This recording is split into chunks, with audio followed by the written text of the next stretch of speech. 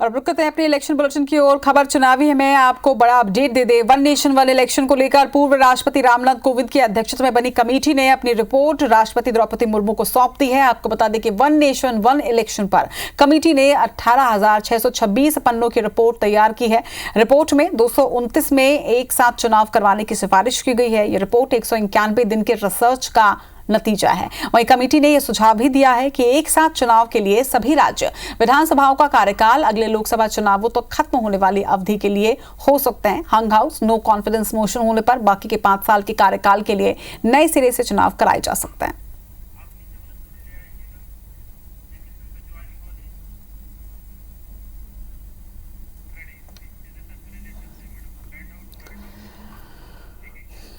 और इस वक्त सीधे रुख करेंगे मध्य प्रदेश के राजधानी भोपाल का। आपको बता दें कि लगातार दल बदल की राजनीति जारी है। कई कांग्रेस नेता बीजेपी में शामिल हो रहे हैं। भारतीय जनता पार्टी के कार्यालय की ये सीधी तस्वीरें देख रहे हैं। इस वक्त प्रदेश अध्यक्ष वीडी शर्मा कई नेताओं का स्वागत कर रहे हैं, गमछा पहना के स्वागत करते हुए देख पा रहे हैं। कई कांग्रेस नेताओं ने बीजेपी ज्वाइन कर ली है। कैलाश विजयवर्गीय, वीडी शर्मा, नरोत्तम मिश्रा, मुख्यमंत्री डॉक्टर मोहन यादव यहां पर देखे जा सकते हैं।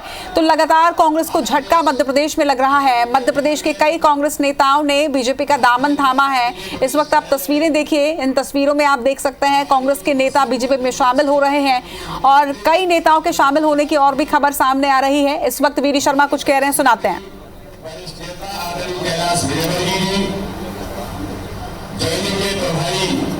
प्रदेश के हमारे पूर्व मंत्री आदरणीय नरोत्तम मिश्रा जी, भारतीय जनता पार्टी के संगठन मंत्री आदरणीय भारतीय जनता पार्टी के संगठन मंत्री आदरणीय हितानंद जी, हमारी राज्यसभा की नवनिर्वाचित सदस्य महिला मोर्चे की सम्मानीय अध्यक्ष यहाँ पर उपस्थित है।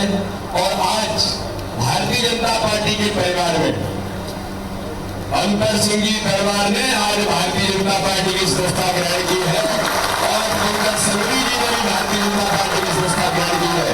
दोनों मालवा क्षेत्र के एक सशक्त ताकतवर नेता के नाम से दोनों जाने जाते हैं। उन्होंने काम भी बेहतर वहां पर जिस दल में रहे उसमें किया है, लेकिन आज मैं भारतीय जनता पार्टी के परिवार में उनका तहे दिल से दोनों का स्वागत करता हूँ, बहुत बहुत अभिनंदन करता हूँ।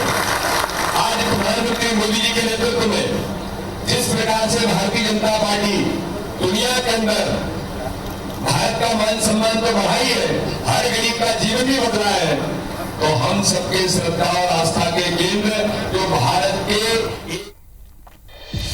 तो मध्य प्रदेश में लगातार कांग्रेस को झटका लगता हुआ और लगातार बीजेपी का कुनबा बढ़ता हुआ नजर आ रहा है। बढ़ेंगे आगे। लोकसभा चुनाव से पहले चुनाव आयोग की नई टीम तैयार हो गई है। मुख्य चुनाव आयुक्त राजीव कुमार के साथ चुनाव आयुक्त के रूप में ज्ञानेश कुमार और सुखबीर सिंधु के नेतृत्व में देश में लोकसभा चुनाव संपन्न करवाए जाएंगे। लोकसभा में विपक्ष के नेता अधीर रंजन चौधरी और प्रधानमंत्री नरेंद्र मोदी ने आपस में चर्चा के बाद दोनों नामों पर सहमति बनाई है। हालांकि चुनाव आयुक्त की नियुक्ति प्रक्रिया नाराजगी जताते हुए अधीर रंजन ने कहा है कि चयन के तरीके से मैं सहमत नहीं। राजीव कुमार मुख्य चुनाव आयुक्त के साथ ज्ञानेश कुमार और सुखबीर सिंह सिंधु होंगे नए चुनाव आयुक्त। चुनाव आयोग की यही वो टीम है जो लोकसभा चुनाव कराएगी। गुरुवार को प्रधानमंत्री की अध्यक्षता वाले पैनल की बैठक के बाद नेता विपक्ष अधीर रंजन ने मीडिया से बात की और बताया कि पूर्व IAS अफसर ज्ञानेश कुमार और सुखबीर सिंधु के नाम पर मुहर लगी है। हमें जरूरी था कि 2 इलेक्शन कमिश्नर के चयन हुआ हो, तो इसमें चयन हुई एक गणेश कुमार है और एक है मतलब बी संधू। कांग्रेस सांसद ने चुनाव आयुक्त की नियुक्ति प्रक्रिया पर नाराजगी जताई। उन्होंने मीडिया से कहा कि एक रात पहले 212 नामों की लिस्ट थमाई और सुबह 6 नाम सामने रख दिए, यानी प्रक्रिया सिर्फ औपचारिकता थी। मुझे 212 नाम दिए गए, 10 मिनट पहले 6 नाम दिए जा रहे हैं और मैं जानती हूं कि ये बहुमत इनके पास है, CGI साहब नहीं है और वहाँ अंदर अंदर बैठ के सरकार अपने बहुमत की बजाय से अपने चुने हुए अपने पसंदीदा नाम चयन करे, यही तो बात है। वैसे चुनाव आयुक्त को लेकर विवाद उस वक्त भी हुआ था जब अरुण गोयल ने अपना पद छोड़ा था। इसके पीछे राजीव कुमार से उनका मतभेद बताया गया था। चलिए आपको ज्ञानेश कुमार के बारे में बताते हैं। 1988 बैच के केरल कैडर के IAS अधिकारी हैं। हाल में सहकारिता मंत्रालय के सचिव पद से रिटायर हुए। गृह मंत्रालय में जॉइंट सेक्रेटरी कश्मीर डिवीजन थे। इनके कार्यकाल में ही जम्मू कश्मीर से धारा 370 हटी। फिर गृह मंत्रालय में पदोन्नत होकर अतिरिक्त सचिव बने। वहीं सुखबीर संधू 1988 बैच के उत्तराखंड कैडर के IAS हैं। उत्तराखंड सरकार के मुख्य सचिव रहे, लोकायुक्त का सचिव भी रहे, NHAI के चेयरमैन भी रह चुके हैं। हालांकि अभी चुनाव आयुक्त की नियुक्तियों का आधिकारिक ऐलान नहीं किया गया है। राष्ट्रपति द्रौपदी मुर्मू की मंजूरी के बाद इनकी नियुक्ति की जाएगी। Election desk, IBC 24।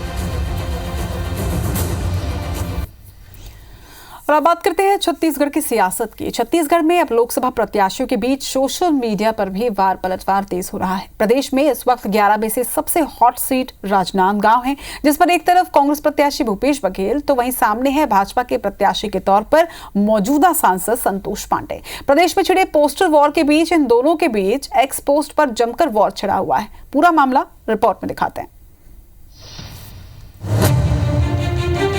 मिशन 24 के लिए बीजेपी ने छत्तीसगढ़ की सभी 11 लोकसभा सीटों पर अपने प्रत्याशी उतार दिए हैं। दूसरी ओर कांग्रेस ने केवल 6 सीटों पर ही प्रत्याशियों की घोषणा की है।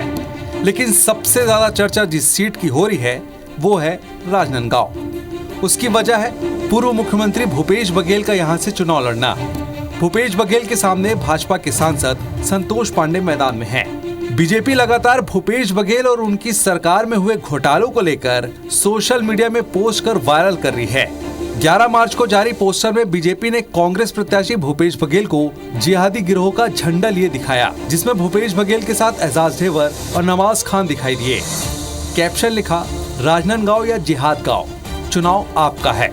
अब भूपेश बघेल ने भी सोशल मीडिया में सांसद संतोष पांडे को लेकर एक पोस्ट करते हुए उन्होंने लिखा कि संतोष का फल मीठा होता है, लेकिन राजनांदगांव की जनता कह रही है कि संतोष का कुछ फल ही नहीं मिला।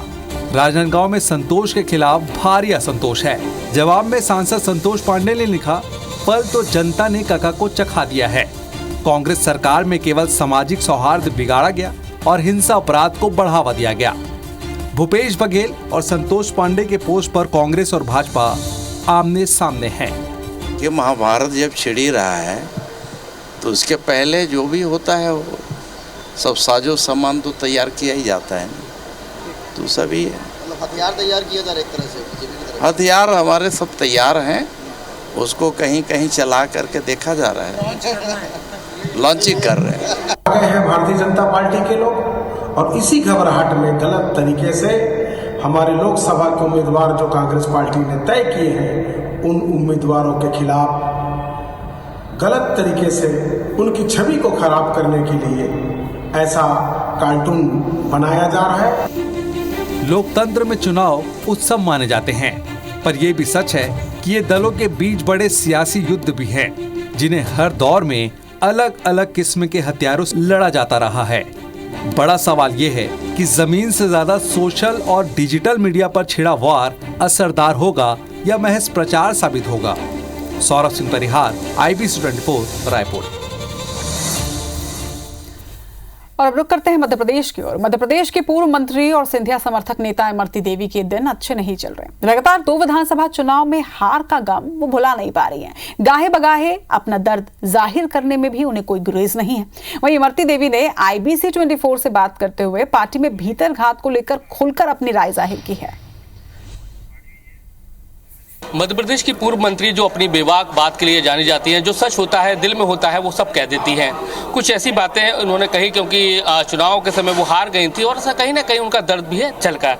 आपसे जानना चाहते हैं, देखिए सब लोग आपको देख रहे हैं, आपसे जानना चाहते हैं क्या लगता है कि पार्टी में ऐसे लोग हैं जो अपने ही लोगों को साथ में रहते हैं मंच पर और फिर उनके ही पीछे काम करते हैं?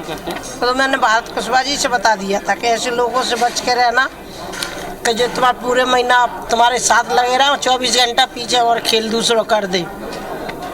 क्योंकि ऐसा आपके साथ हुआ इस चुनाव में? हाँ हुआ, 20 में हुआ, अभी 23 में भी हुआ। कैसे कैसे हुआ? कौन लोग थे जो आप कहते हैं कि काम करने के लिए निकले नहीं नाम मत बताइए, निकले ही नहीं? कोई संगठन का लोग मेरे साथ नहीं लग रहा, एक भी। और मेरे सामने आकर खड़ा कर बता दे कि संगठन के चाहे मंडल हो, चाहे अध्यक्ष हो, चाहे महामंत्री हो, एक भी अगर एक पवैया जी हैं चीनोर वाले, उनको छोड़ के कोई भी बता दे, मैं जो मांगू वो इनाम दूंगी। कोई नहीं निकला आपके लिए? कोई भी नहीं निकला। अगर मान लिया अगर निकल जाते हैं तो कितनी बड़ी जीत होती आपकी? कम से कम 20,000 से 20,000 से जीत होती। तो आप देख सकते हैं इमरती देवी जी ने कहा है कि साफ मंचों तक उन्होंने शेयर नहीं किया, जबकि वो लगातार लगी रही हैं। और भी ऐसे कई सारे लोग हैं, अगर साथ दे देते हैं तो वो बड़ी जीत से जीतती। कैमरामैन राजकुमार कुशवाहा के साथ नासिर गौरी, IBC 24 ग्वालियर। तो ये जो बयान आपने सुना, ये तो इमरती देवी का ताजा बयान है, मगर ऐसा पहली बार नहीं हुआ है जब उनका दर्द छलका है, जब उन्होंने पार्टी में भीतरघात का जिक्र किया हो। इसके पहले भी इमरती देवी बीजेपी की टिकट पर 2 बार चुनावी हार का गम जग जाहिर कर चुकी हैं। सुनिए। बढ़िया। कांग्रेस में थी, मैं 62 हजार वोटों से जीतती थी, लेकिन जब भारतीय जनता पार्टी में आई हूं और चुनाव लड़ी हूं, तो आप ये मान सकते हो कि मैंने भारतीय जनता पार्टी को 51,000 वोट और जिताए हैं। कि आप ऐसे लोगों से बचें जो मंच पर खड़े होकर कहते हैं भारतीय जनता पार्टी हमारी माँ है, और जब माँ का टाइम आता है तो लाते मारते हैं। माँ तो माँ होती है।